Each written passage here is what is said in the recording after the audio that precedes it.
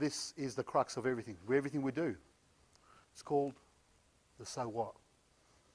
So what for me, again, was one of those conversations I had. I used to do a lot of reporting on learning development, and I was sitting in a meeting. I had my little colourful charts from the LMS, so many courses, so many branches, so many areas, and one of the exec looks at me and goes, mate, this is magnificent, but so what?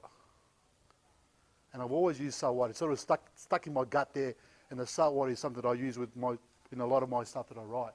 But when it comes to social learning, what is the so what? How do we measure it?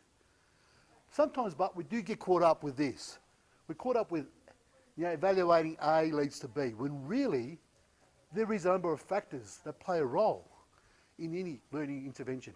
And especially with social learning, there's a lot of intangibles. So you need to have some different strategies about how you're going to measure the effectiveness of your social learning. For me, how did we measure it? Well, we've got an employee perspective. We started seeing about getting a sense of how people felt about the L&D department, about each other, about the business, talking to them, short surveys, little focus groups.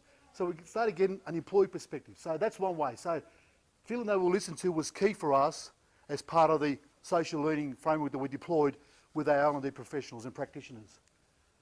Engagement, look, I've talked about before. L&D staff were aware of the role they play, the work they do, and how it's aligned. Because the exec was blogging. They were telling them about the vision they had, where we're going.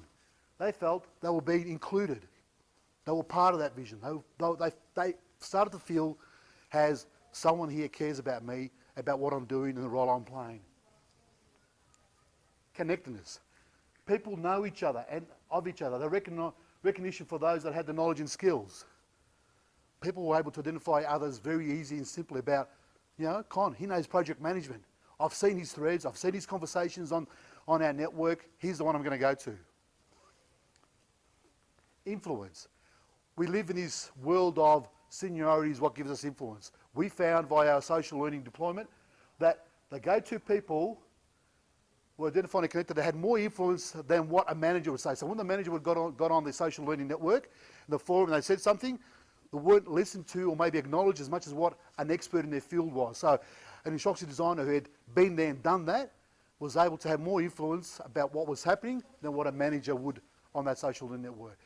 And there's a great study done by Deloitte on influence. But influence was just something that people started feeling acknowledged and recognised for who they were. And again, once people feel acknowledged and recognised and they're connected, what do? They work harder. They work more informed. They just do more for you. That's what we found with our L&D people. And look, at the end of the day, yes, we talk about impact.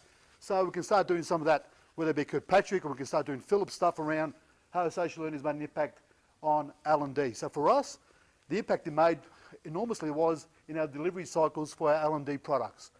We've got a faster turnaround on product development, a faster turnaround on deployment. And we start to see that because people were connected, talking, understanding each other, were able to tap into each other's knowledge, and were able to then move faster into the next stage of ADDI or whatever else they were doing.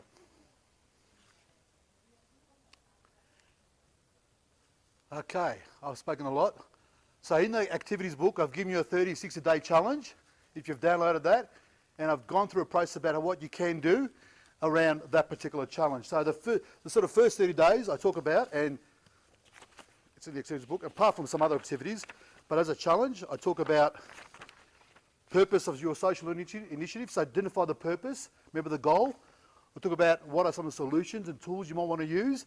So you might want to use, a wiki, a blog. There's other tools out there. I'm happy to have a conversation. Then you need to talk about how you're going to set it up, how you're going to deploy it, talk to your IT people, populate it with content, and then do some small group testing. My idea and my suggestion is do start small, do some small group testing, a group that you can trust, people that you know, they're going to embrace this, and then from there catapult into something bigger.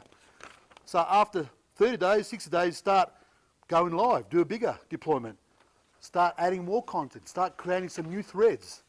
And then of course after 90 days, maybe it's time to do an evaluation of get some measures of how people are connected. Are they finding some use out of it? Are they getting some traction in their delivery of their outcomes or whatever the case may be? So it's a matter of, but I'll give you some guides there. The slides are there, and I've also added a bit of a glossary at the end of some items you might come across that might need some explanation. Thanks, guys. I hope you got something out of it.